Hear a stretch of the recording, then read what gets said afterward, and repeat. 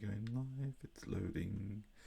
There is a bit of a gap, so I never quite know when this is actually going to go live. I think it should be going live now. I give it a few moments and we're live. And thank you very much for joining me. My name is John Stevenson and welcome to Practicalli Clojure. This week we are going to do some more 4Clojure exercises. So 4Clojure is a great way to discover lots of functions inside the Clojure core, the main part of the language. And yeah, they're nice, kind of simple little brain teasers. You can spend anywhere from 20 minutes to most of the day to try and solve, depending on how quickly you come up with some answers to do there. Hello Q5GRQCIOO. Yes, okay, interesting name. Thank you very much for joining me. If you do have any questions, feel free to put them on the chat. I am getting a lot better at actually noticing you've asked me questions now. If you haven't watched Practicalli before, if you go to the website, there's a whole bunch of information on the practical.li website, or you can go to practicalli.github.io if you prefer. It's the same website. And there's links to the study group videos, as well as the books I'm working on as well. Most of these are work in progress, but they are do have useful information there that you can use and try out. I think the Spacemacs and the Clojure Web Apps ones are the most useful ones there.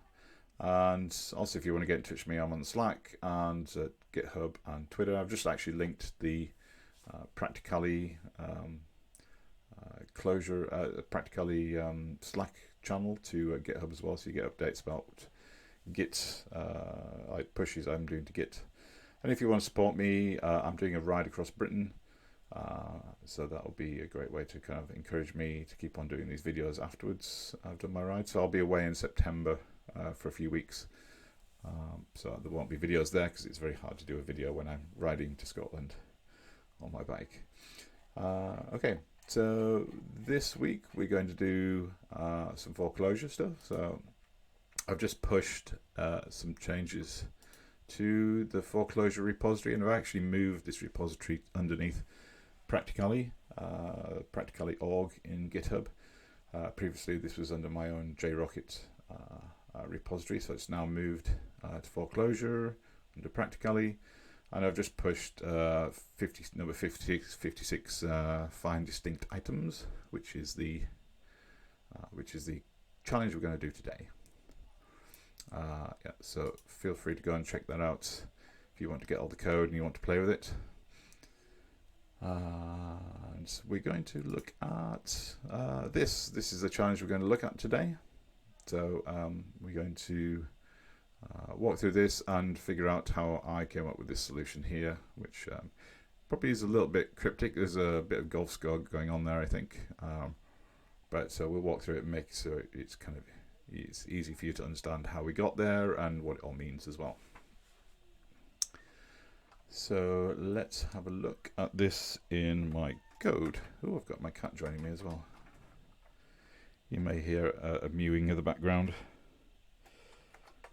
There we go.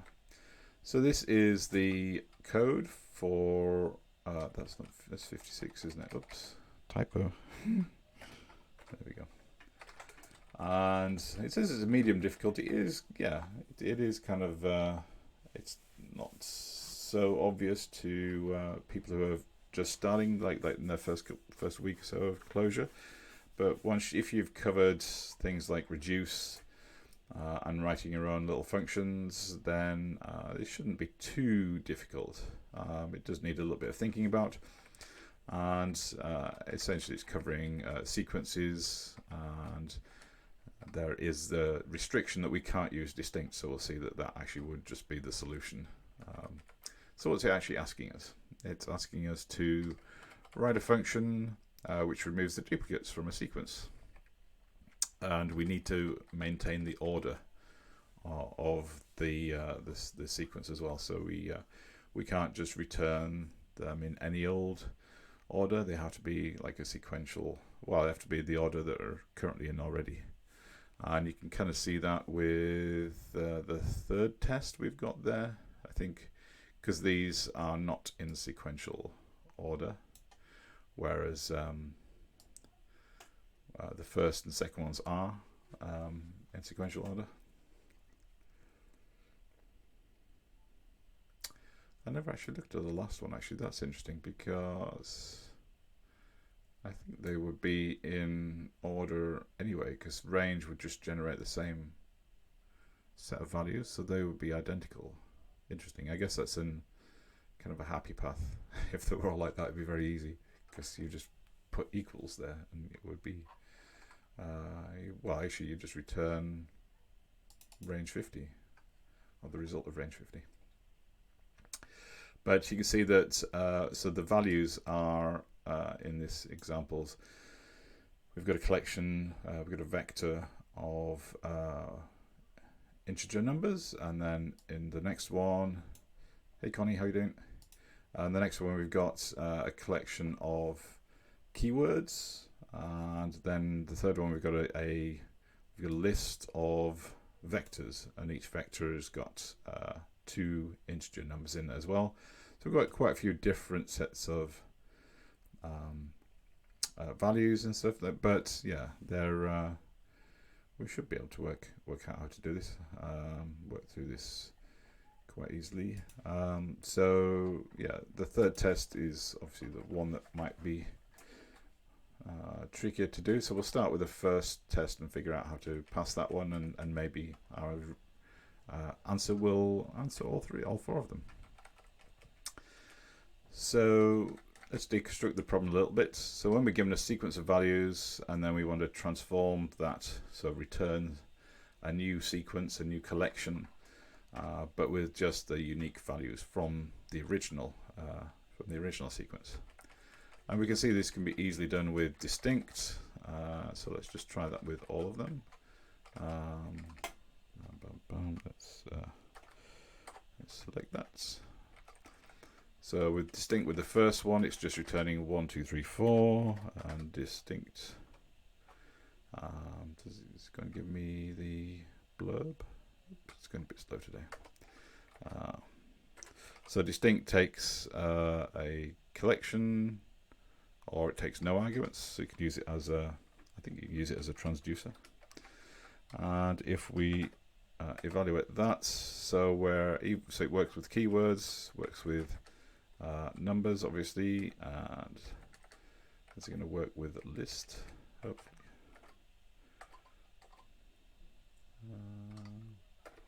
We get that. Let's see.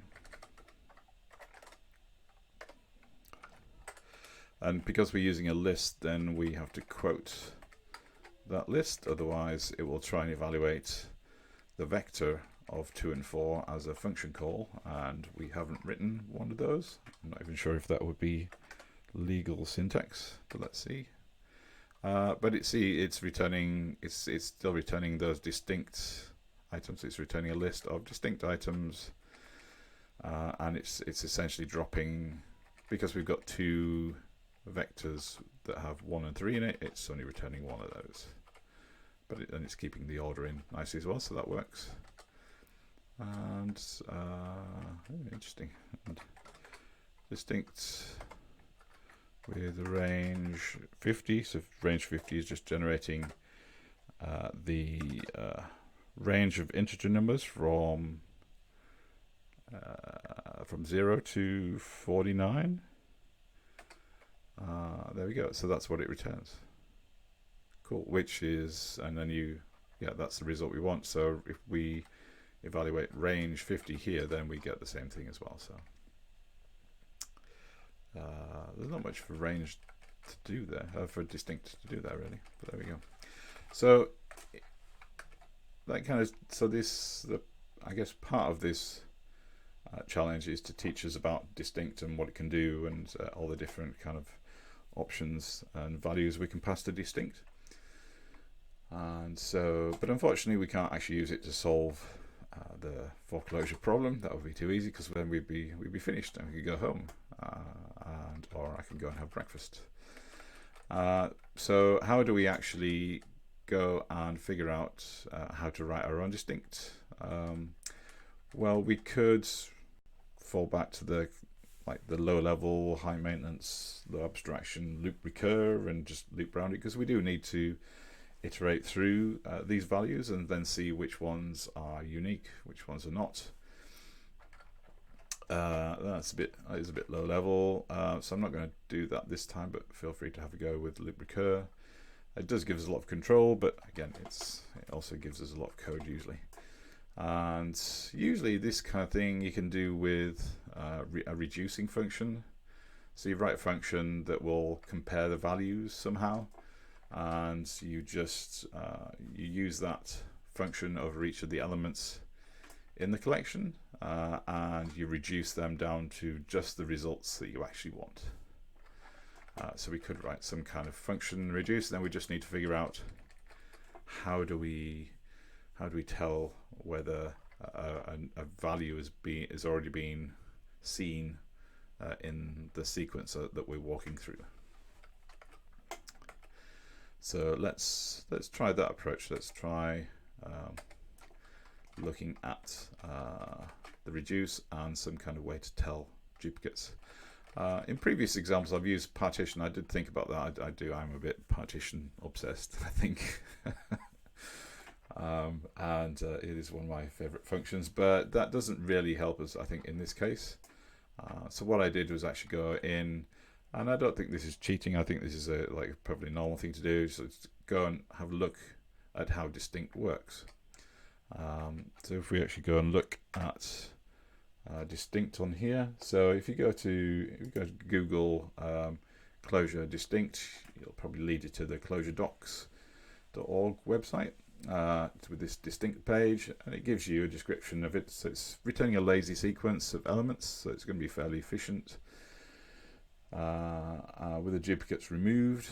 And yeah, so if you pass it a collection, it's just going to return a new collection with the duplicates removed.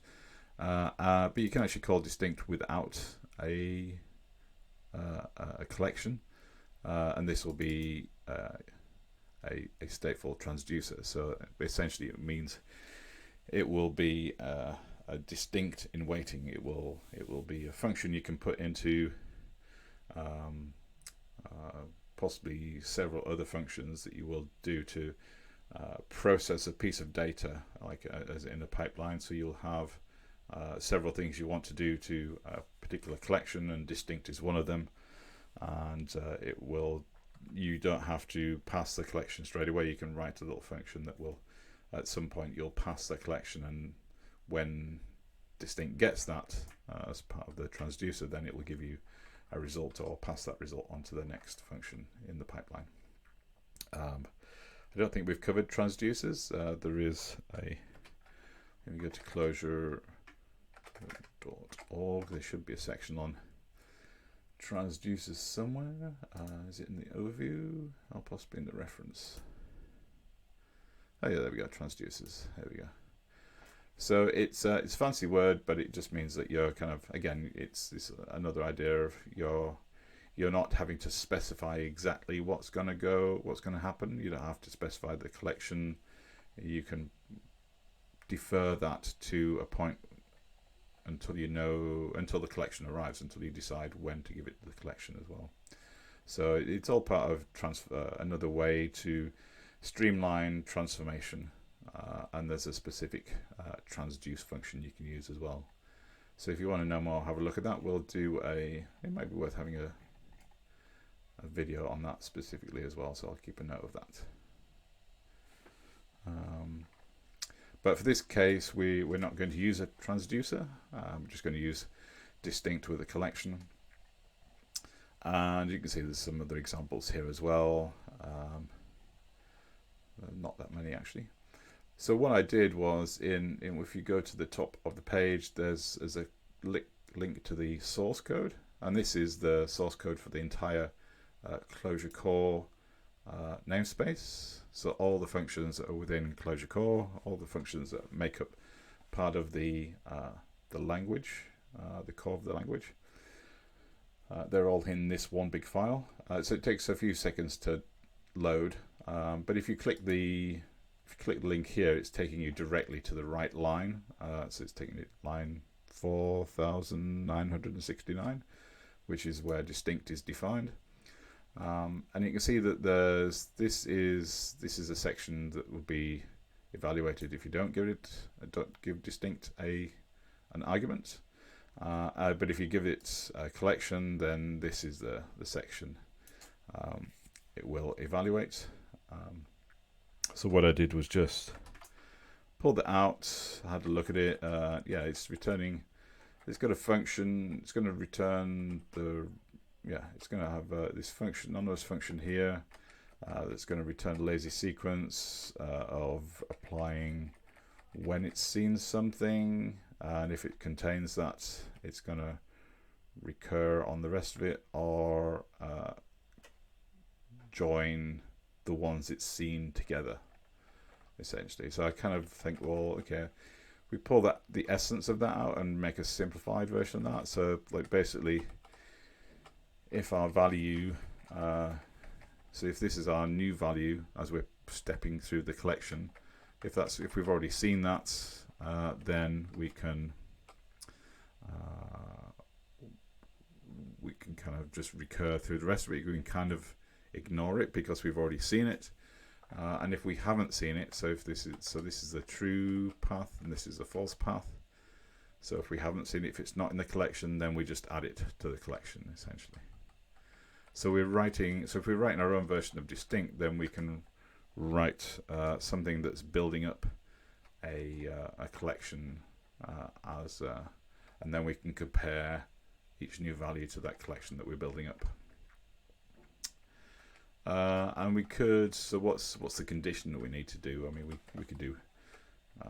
Does the current argument equal the second argument? But that doesn't really help because we're not looking at the whole picture of what we're doing. We need to look at the values that we've seen as we're going along. We can't just look at the previous value in this case.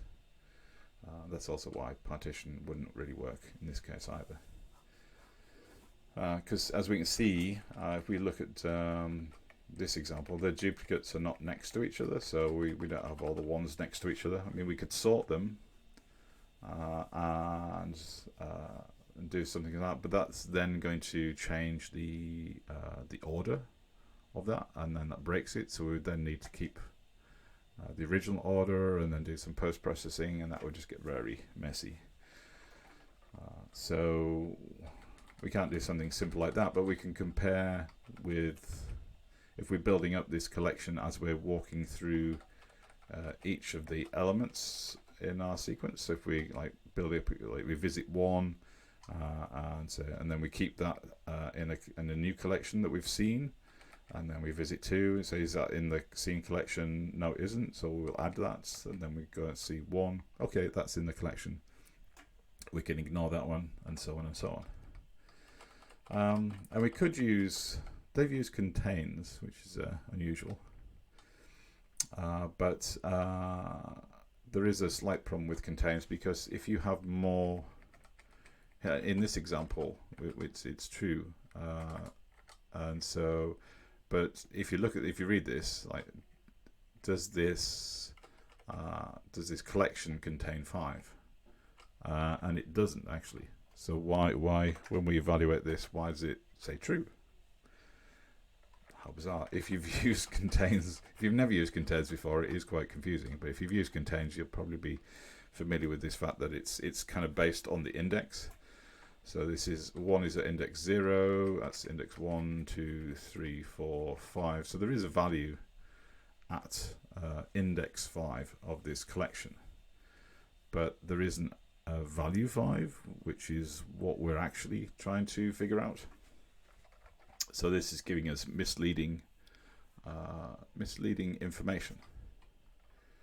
So what I did was, well, instead of using contains, which is mostly based on index, you can use a function called sum, which takes a predicate and a collection.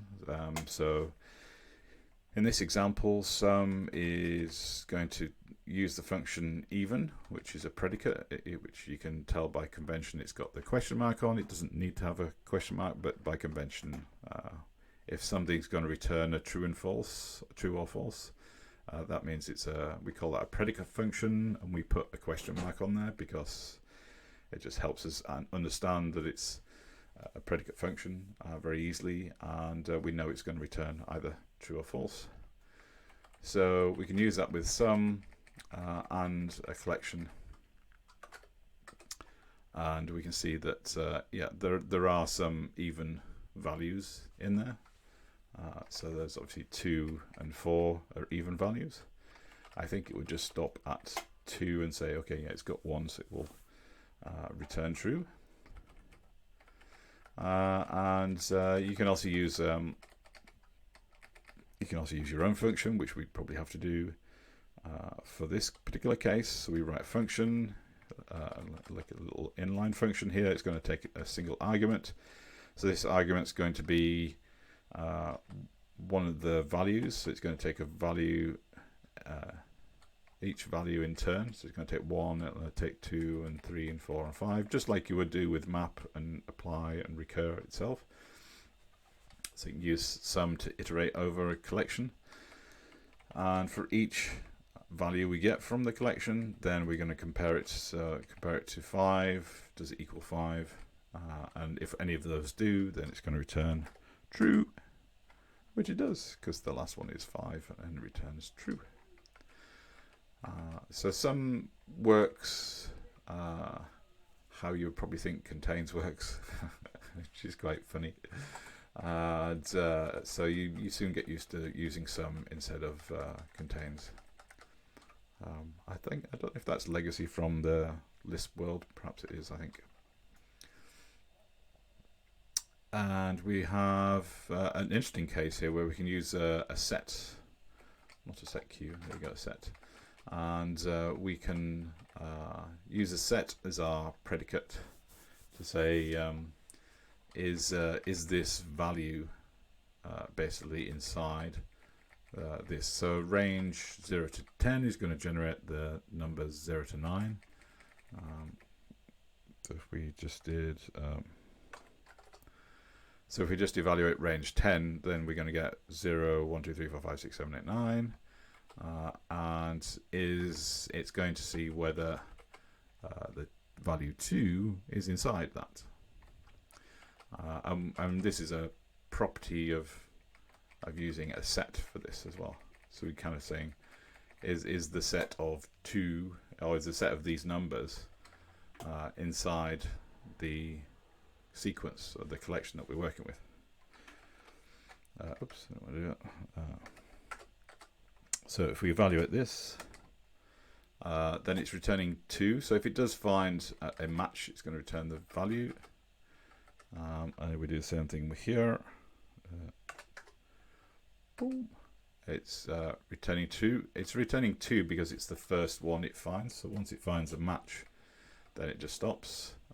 So because range is an incremental sequence, then 2 is going to be before 6. So it's going to find 2 first. So it's going to therefore return 2 and then just stop. So it would find 4 and 6 as well, but it's going to obviously find them.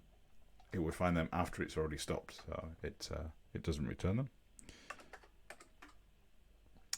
And same thing with 4. 4 is the first one in there as well. And if it's not in there, so we've got 200, which is not within the range of 0 to 10, so it's just going to return nil. So in that case, that's going to be a false result. We can interpret that as a false result. Any questions so far?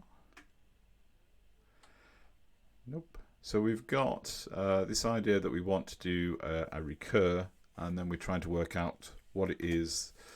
How do we work out the condition? What is the condition that we're going to use to see whether something is unique or not? And I think we can use sum here to take the value and see if it's unique. So let's have a look at just doing that. So if we start processing our list, And let's say we've walked through the first two values and they're unique, which in our first test they are. So 1 and 2 are different, so they're unique.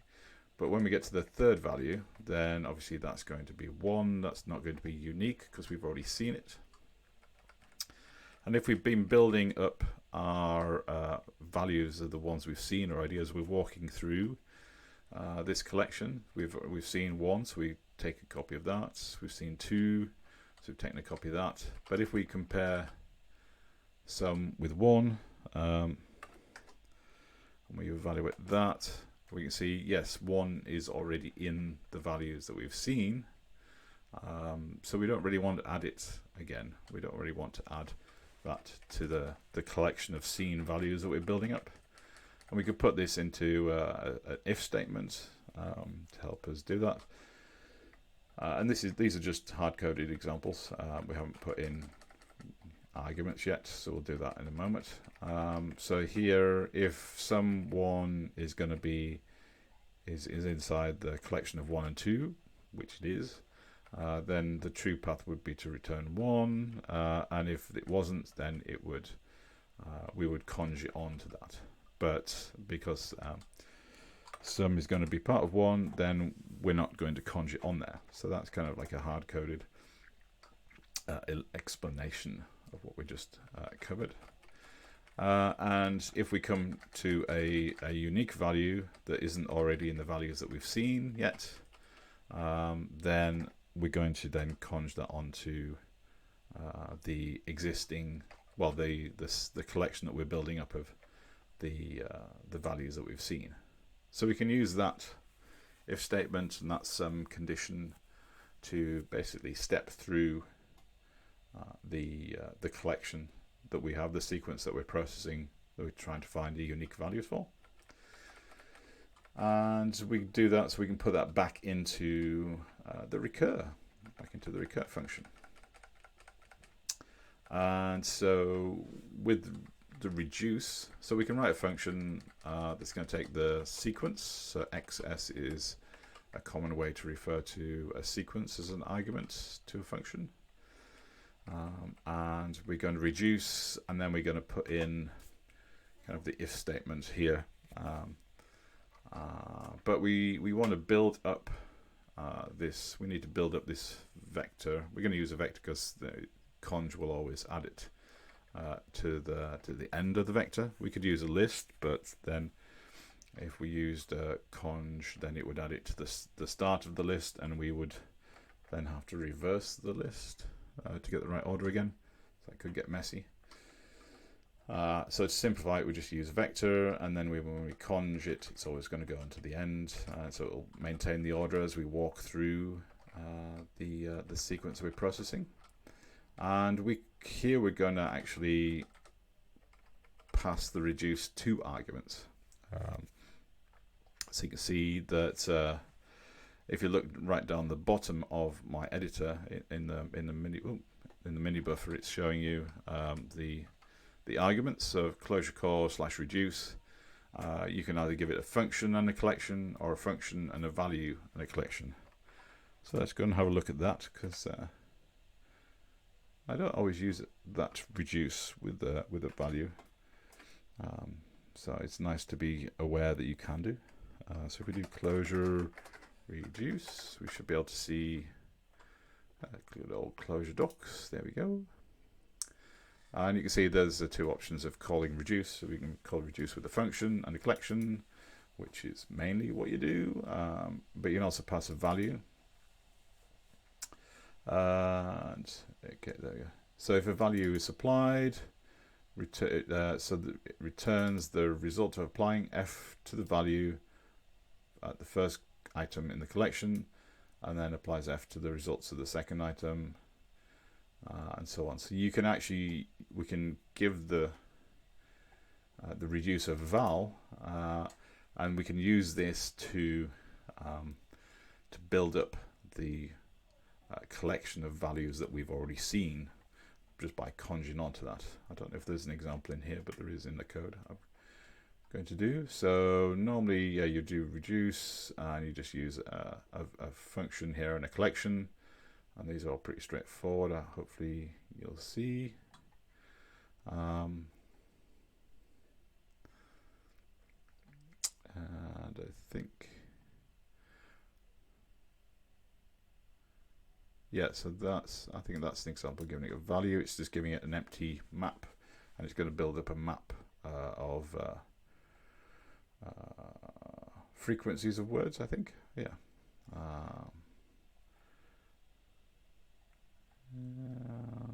That's the only one. I don't think there's any other examples. So let's go back to ours. Oh, actually, I think that one is, but it's quite complex. So let's just switch back to our example.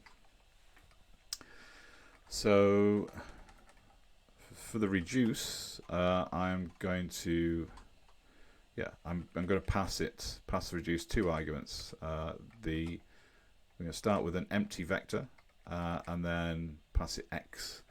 And in this case, x is going to be the original sequence that we pass into the function call. So we pass in here our collection. Maybe that should be XS. There we go. Let's make that consistent. There we go.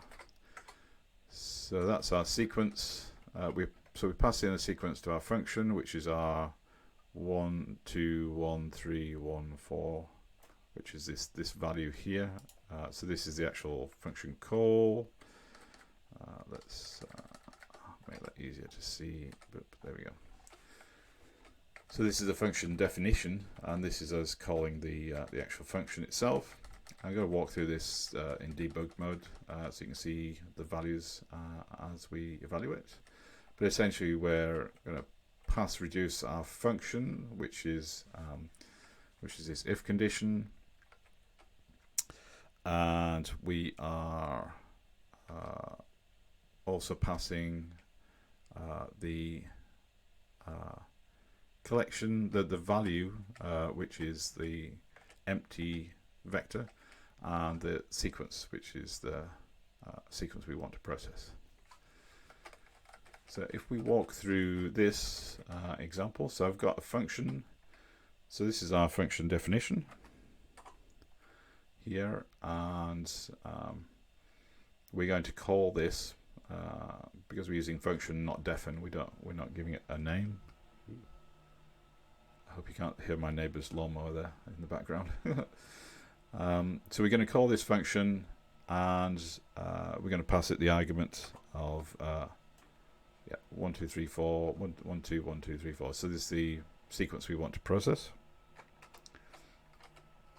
And I'm going to call this with the debugger in Spacemacs Insider. So I'm going to do debug and then breakpoints. And so this is called our function for us with the argument of the sequence we want to get duplicates from.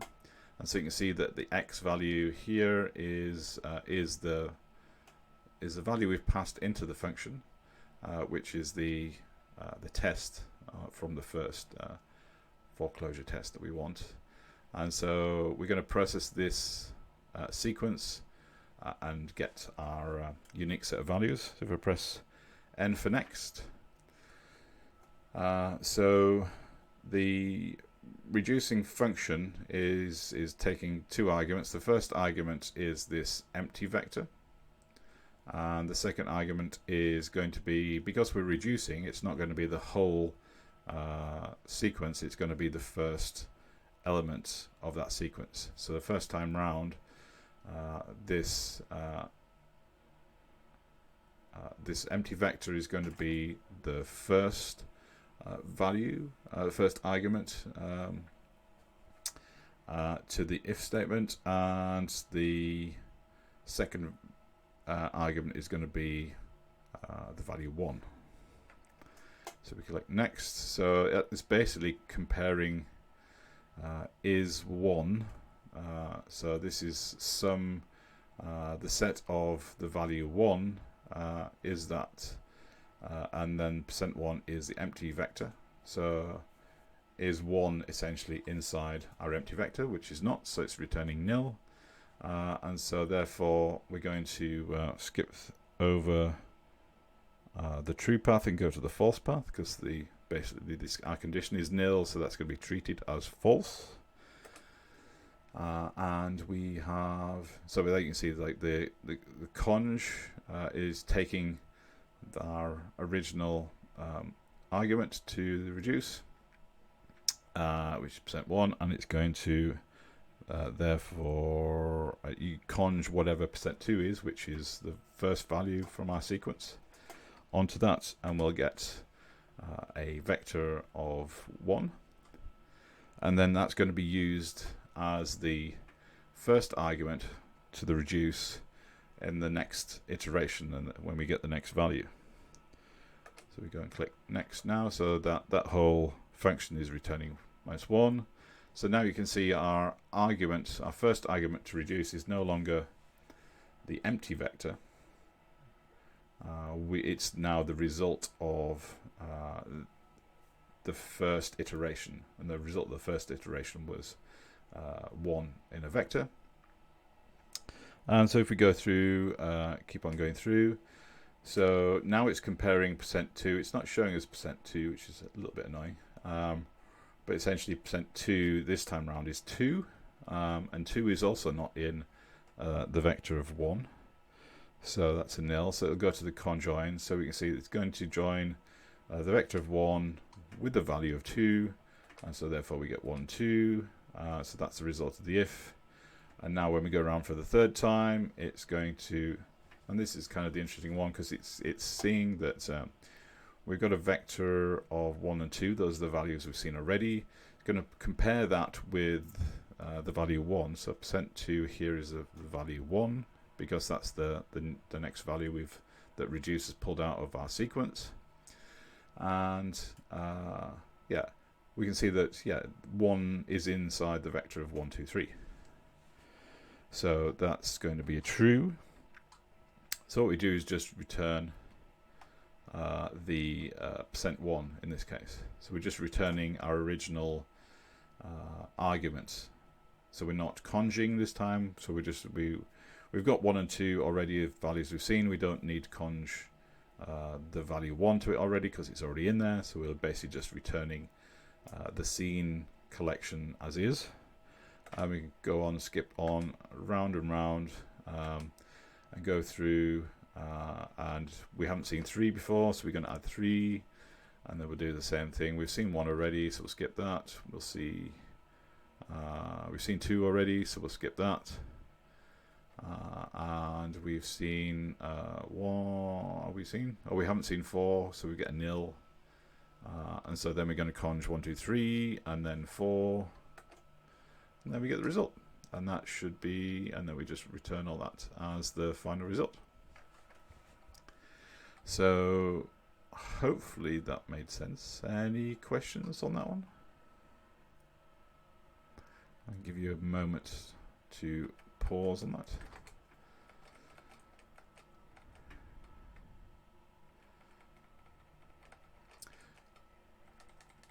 So we can do this, so we can just put the function in, and this is I think this is the answer I put into the 4Clojure web page and got the result.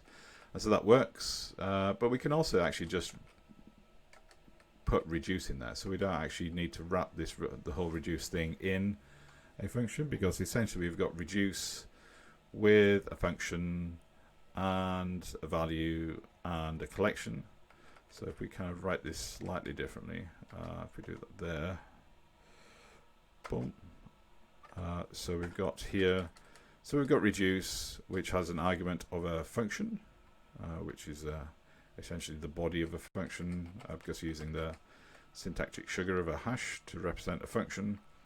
And then we've got a value, which is our empty vector, and then we've got x, which is going to be our collection, but that collection is already there. So if we go back to the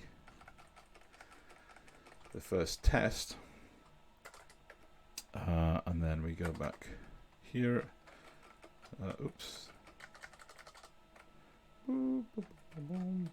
so that's our test. So we can actually just put this reduce statement right into here, as it were. Let's just paste that in there. Ooh. Ooh. I want to do that. There we go. So we've got reduce, which takes 3 arguments. It's taking the function, which is that. It's taking a value, which is the empty, and it's taking the collection, the sequence it's going to process. And that's just the thing we're comparing it with.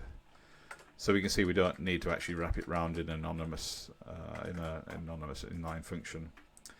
We can just use this reduce and save ourselves a few points on our goal score. In this case, I think it actually does.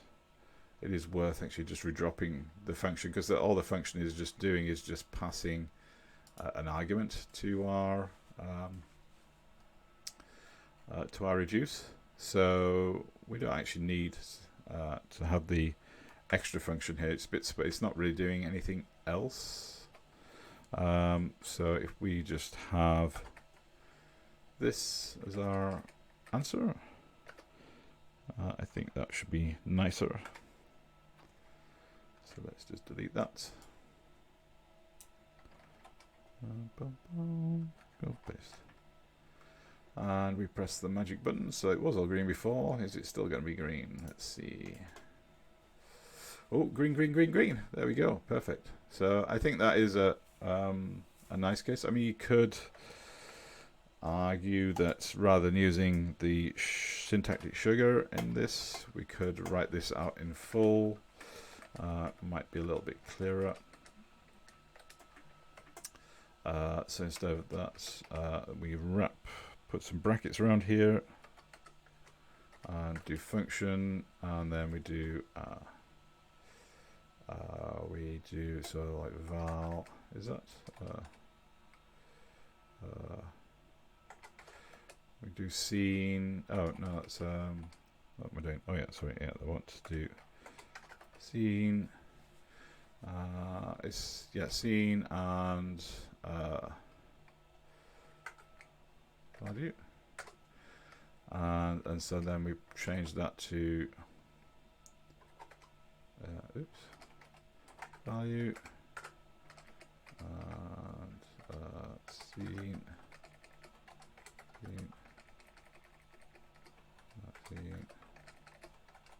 Value. There we go. I think I got that right. So we were reducing. I should have used search replace, but there we go. So reducing with 3 arguments. One is a function, which is there. Scene is the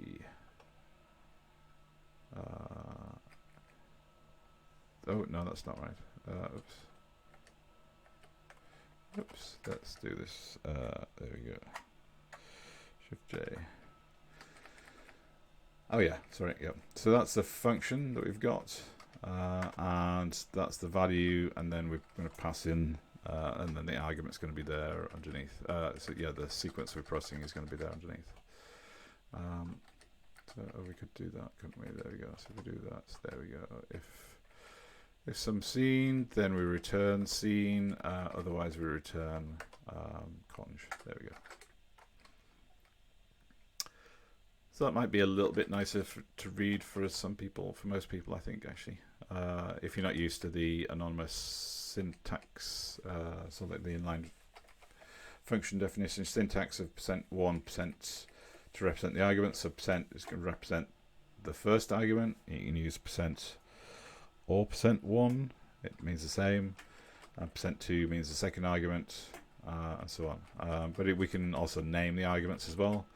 This is probably a little bit more efficient, but unless you're on mission critical kind of path, then writing it more readable is sometimes more worthwhile anyway. Any questions?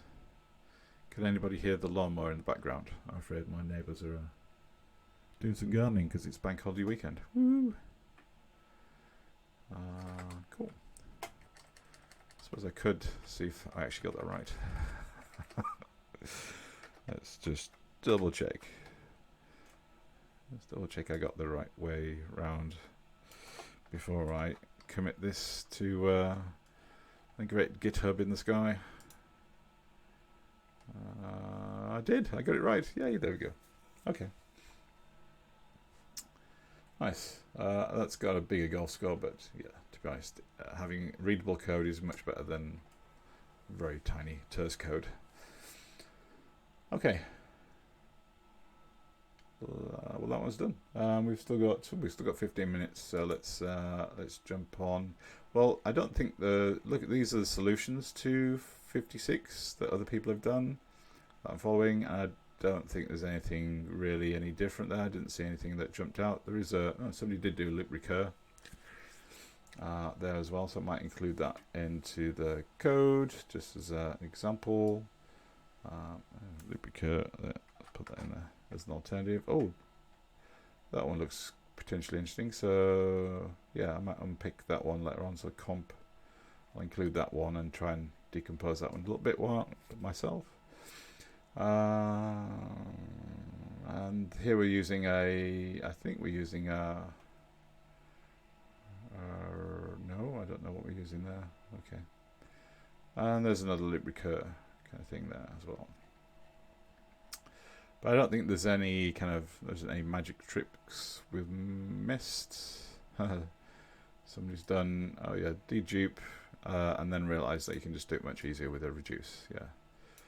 So this is the advantage of going through 4Clojure exercises, is because you can it's fine to actually just have a long-winded answer if it works, and then as long as you can revisit that and start to think about abstractions you can use, like using reduce, using map filters and so on, to kind of take it to a slightly higher level of processing. It then becomes much more functional, becomes more readable, easier to read, I think, and easier to maintain as well.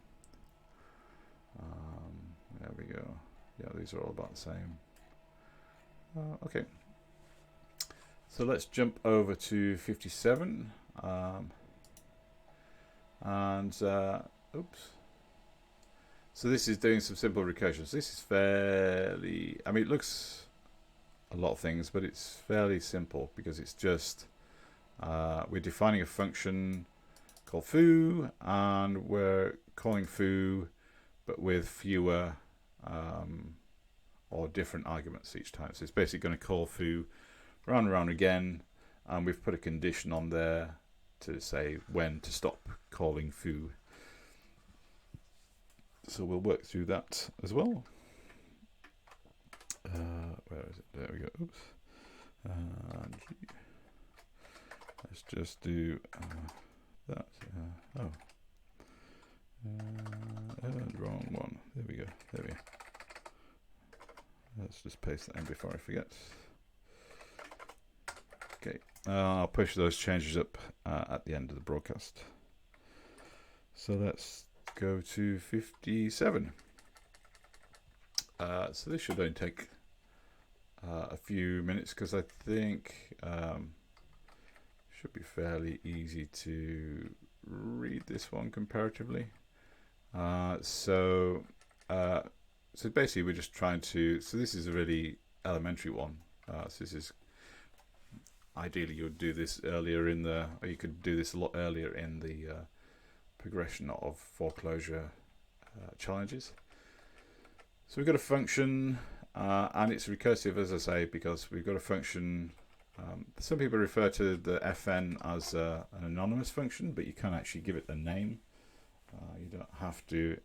So normally, when you're defining a function, most of the time, if you're going to use the function in more than one place, you're going to do a defin, and then my function name, and give it a kind of meaningful name, and then you'll give it a doc string to explain what the function does, and maybe what the arguments are.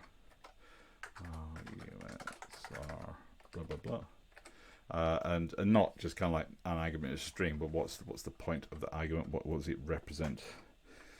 And then you'll give it an argument list. So like if we got arg1, arg2, And that's a really challenging bit because you have to think of meaningful names for your arguments as well as your function name. And then you'd have some kind of body of behavior that you define for your function. And it's the same, pretty much the same for the fn as well. You can give it a name.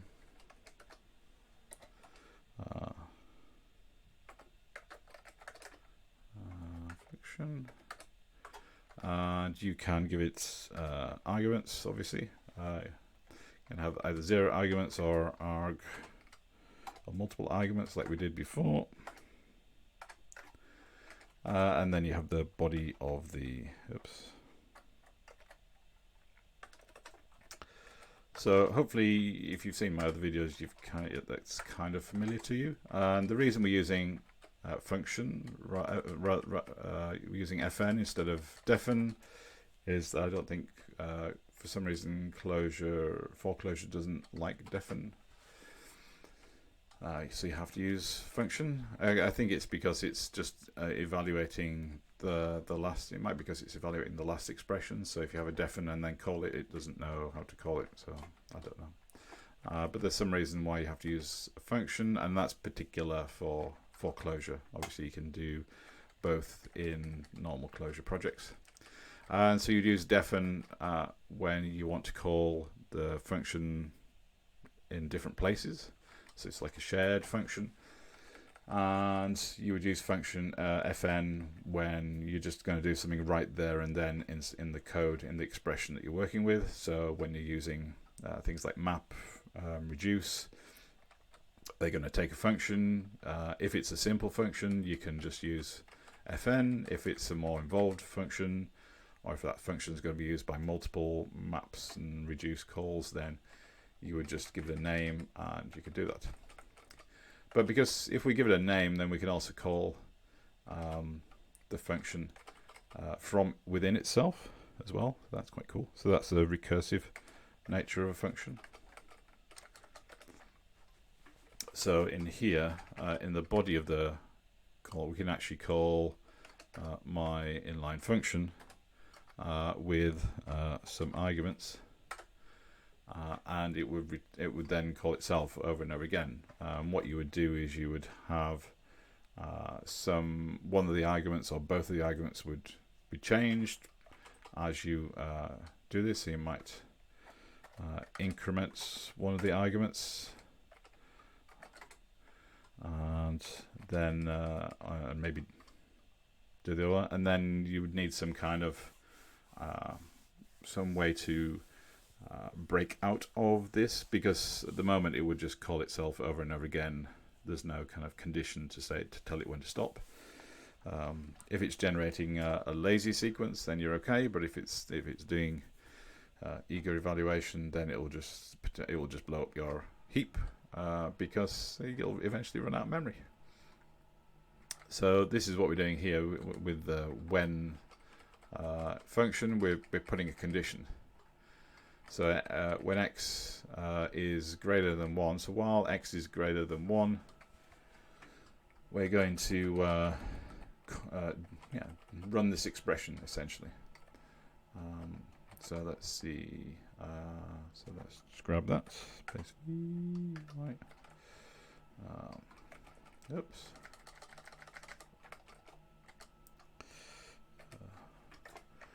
So when x is when x is greater than 0, then we're going to conj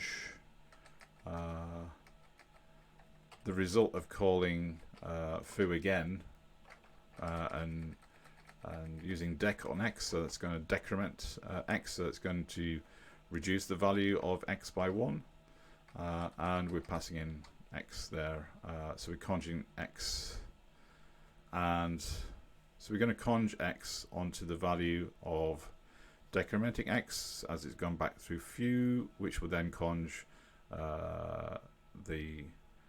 this whole expression again, this like foo dec x. So you're basically decrementing x each time until you get until x is no longer greater than 0, and then that's the condition where you break out of doing the iterative call of foo.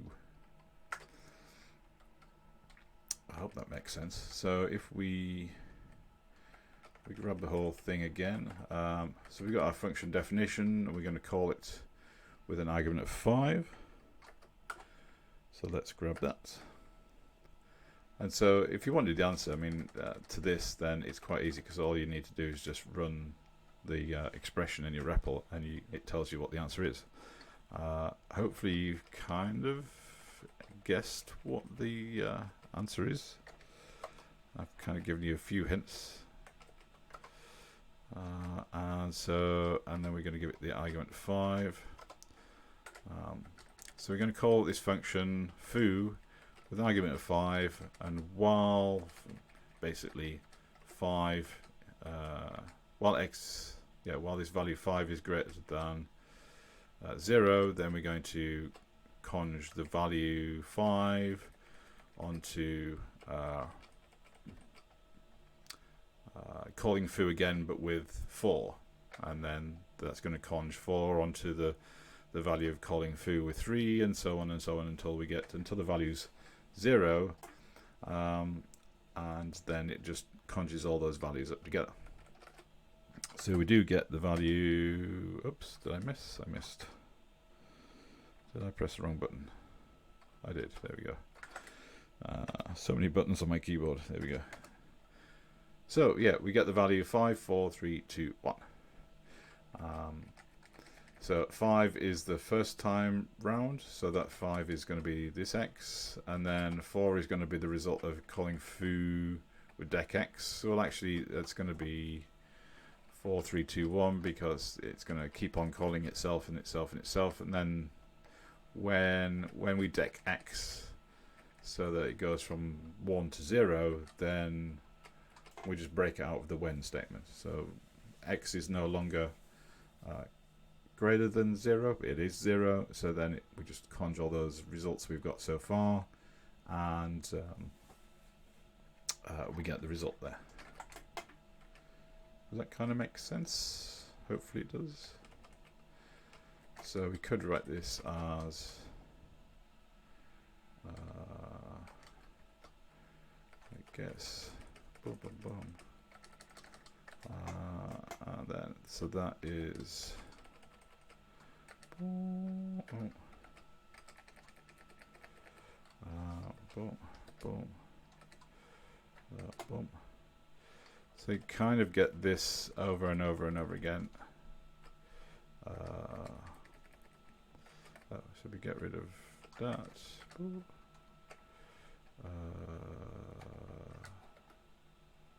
Oh, no, that's not right, is it? Oh, no, that's right. I think I might have deleted something too much. Oh, yeah, that's not right. Oops, sorry, it got carried away. Oh, I broken it. But essentially, yeah, so let's see. Let's start that again.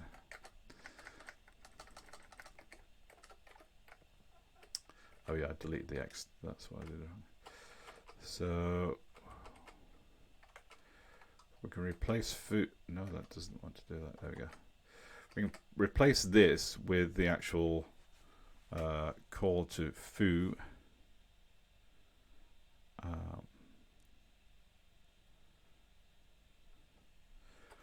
Which is then boom, up, boom, which also has that in there. Oops, give it paste. Which also has that in there. Which also has that in there. 1, 2, 3, 4. I think that's it. Yeah. So you can see that we're kind of getting all the numbers. 1, 2, 3, 4. I did one too many there. Sorry. There we go. So you got what? So that'll be 1, 2, 3, 4, and 5 when they're evaluated.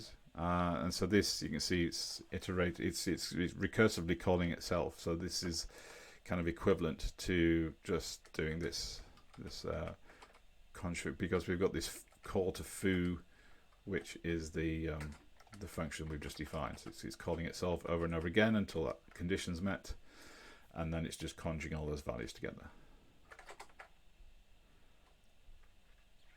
Cool.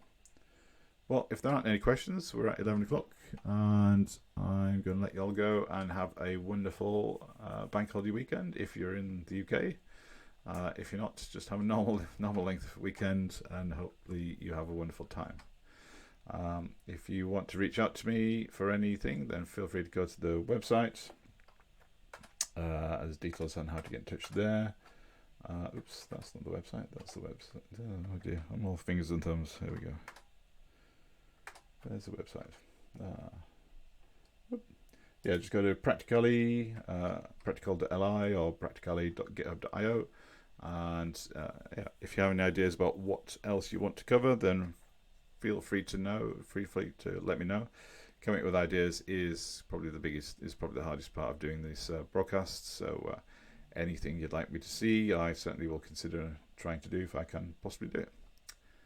Thank you very much, and see you all next time. So I should be doing one next week, and then I'll be off for 2 weeks to do a little bit of cycling. Okay, thank you. Bye-bye. Oops.